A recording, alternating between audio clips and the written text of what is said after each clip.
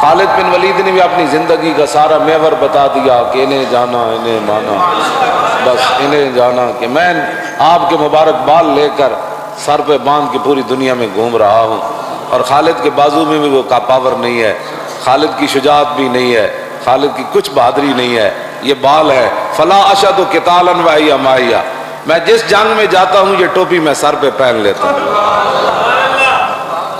کیوں جی؟ یہ ہے بات۔ میں امت اب اس طرف آ گئی ہے نا، بس یہی ہماری زندگی کا مقصد ہے، اور کوئی مقصد نہیں ہے کہ لاکھوں کے لشکر میں بھی خالد جائیں تو اپنی بات نہ کریں۔ فرمایا وَهِيَ إِلَّا رُزِقْتُ النُّصْرَةَ، فرمایا خالد کی سر پہ ٹوپی ہوتی ہے، اس کی برکت سے خالد کو فتح مل جاتی ہے۔ بس یہی ہمارا تاریخ لبیک یا رسول اللہ کا دستور ہے، اور یہی ہمارا منشور ہے۔ ہاں جی، تو جس آدمی نے ذائقہ نہیں چکھا وہ ہمارے بارے میں بات نہ کیا چاہے۔ کیوں جی؟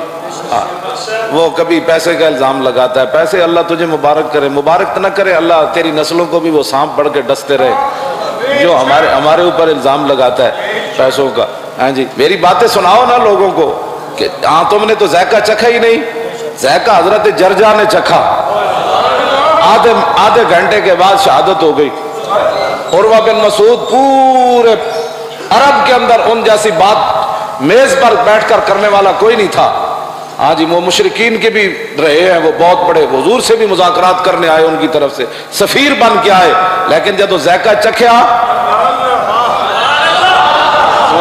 تو ذائقہ کن چکھیا؟ جب صحابہ نو ویکھیا نا کہ حضور دی تھک مبارک لین واسطے 1400 دوڑ پیندے، حضور ایک نو حکم دیندے 1400 دوڑ پیندے، اور اپنے منہ تے مل دین تے کہندے میں اسے ویلے ہی اندروں ہو گیا سی۔